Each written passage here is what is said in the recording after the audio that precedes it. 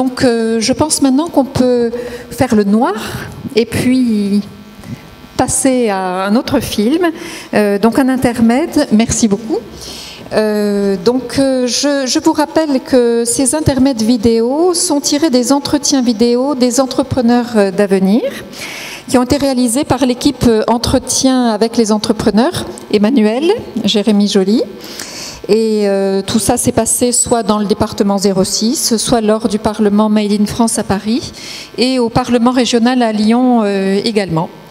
Pour vous l'introduire, en fait, on a demandé aux interviewés de choisir dans un éventail du développement durable, vous allez, je crois, le voir à la main, cet éventail qui présente des concepts, des mots. Donc on a demandé à ces personnes de choisir un mot qui traduit vraiment pour eux ce qu'est l'entreprise et l'entrepreneur d'avenir. Voilà, donc quelques réponses à ces questions.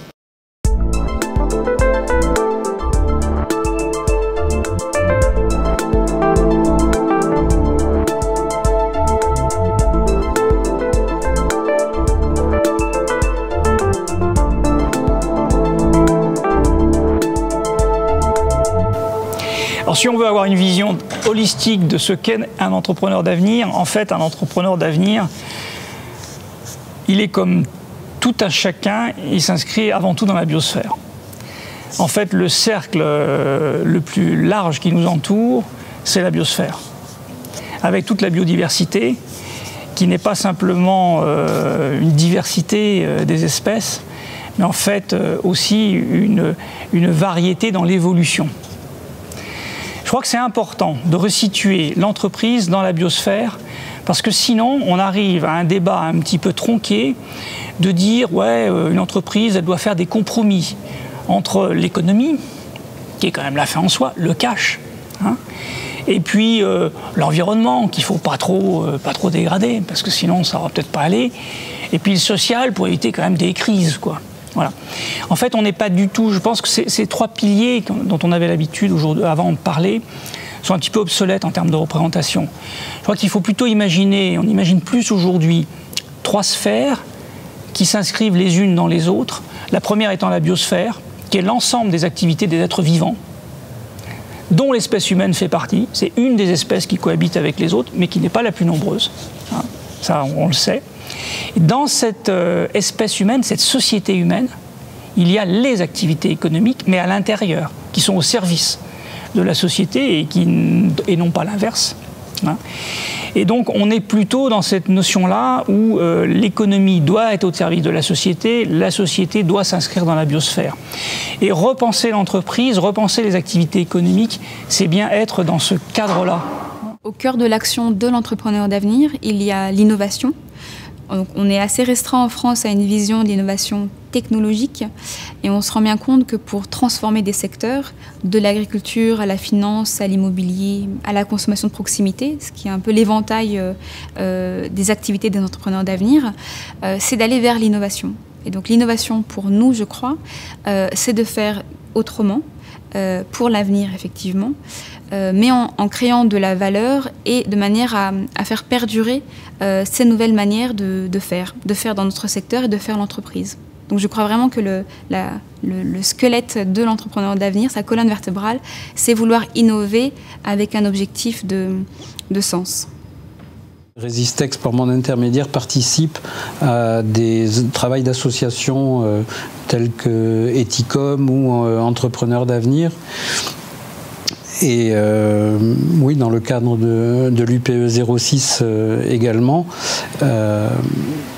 Et peut-être au-delà de cet ancrage territorial, chambre de commerce, etc., Resistex a décidé, voilà quelques mois maintenant, de signer le pacte mondial des Nations Unies, où les entreprises s'engagent chaque année à améliorer sur un certain nombre de points qui touchent tous à la responsabilité sociale et sociétale des entreprises, à être dans une amélioration continue en ce qui concerne la discrimination, la parité, l'égalité homme-femme, la lutte contre la corruption. L'éthique est un bel axe de réflexion et de travail justement pour mettre concrètement en place une politique de développement durable à l'intérieur de l'entreprise.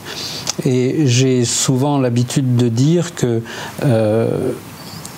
mettre en place du développement durable, ça coûte à l'entreprise, certes, mais ça coûte beaucoup moins que ce que ça finit par rapporter, et notamment en richesse interne. Entrepreneur d'avenir, moi je définirais, en fait c'est quelqu'un qui a une performance globale, donc qui a tout ça. Mais le mot qui m'attire le plus aujourd'hui, c'est transparence, surtout en France. Je pense que si on commence par la transparence, on peut déjà régler pas mal de problèmes. Et voilà, donc un entrepreneur d'avenir, il va être très transparent avec lui-même déjà et avec les autres, au sein de sa société avec ses salariés, mais également avec ses fournisseurs, ses clients et ses actionnaires. Donc voilà, moi j'aime bien le mot transparence et je le pratique beaucoup. Plutôt que mouvement patronaux, je préfère parler de mouvement d'entreprendre, entrepreneur d'avenir. Parce que c'est là où, depuis quelques années, c'est dans ce domaine qu'on s'est investi. On est sorti d'ailleurs, on vivait un peu en autarcie. Et il y a 4-5 ans, nous avons décidé de nous ouvrir à rencontrer tous ceux qui entreprennent, ceux qui font. Plus que le mot patron. D'accord. Et c'est d'ailleurs une riche expérience parce que moi personnellement, je me suis aperçu que finalement on était nombreux à avoir des choses à partager, des désirs d'entreprendre, et on était nombreux à chercher à donner du sens à ce qu'on faisait, à le retrouver et à le partager avec nos collaborateurs. Alors le voilà, il est là. Donc vous avez des couleurs qui correspondent à chaque axe du développement durable, le social, sociétal, environnemental.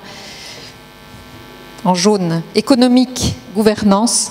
Voilà, c'est dans ces champs chaque fois que les personnes ont choisi. Alors moi j'ai relevé, et ça fera le lien avec la prochaine intervention, l'intervention de M. Ferrari. Alors lui recycle des bâches. Et il a choisi le mot biosphère, biodiversité, l'entreprise qui sait prendre sa place dans la biosphère, aussi bien en termes de respect de la vie que de respect des ressources. Et puis j'ai retenu Madame Tat qui, elle, a retenu le mot innovation, mais qui voit l'innovation comme faire une activité d'une autre façon. Elle va au-delà de l'innovation technologique.